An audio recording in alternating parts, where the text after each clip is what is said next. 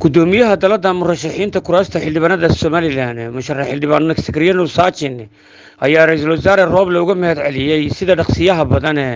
ee uga soo jawaabay baaqi ay u direen dalada musharaxiinta iyo qaybaha bulshada reer Soomaaliland ee ku dhaqan magaalada caasimadda ee Muqdisho. Bismillahir Rahmaanir Rahiim. Anigoo ku hadlaya afka murashaxiinta xildhibaanada kuraasta gobolada waqooyi ama Soomaaliland,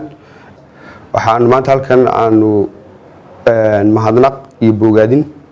aan u direynaa ra'iisul wasaaraha Jamhuuriyadda Federaalka Soomaaliya oo runtii qaatay go'aan sax ah, go'aankii ugu habboonaa. Sidoo kale waxaanu uga mahadnaqaynaa in waqti yar oo kooban saacado gudahooda uga soo jawaabay baaqii shacabka ku dhaqan gobolka Banaadir ee ka soo jeeda gobolada waqooyi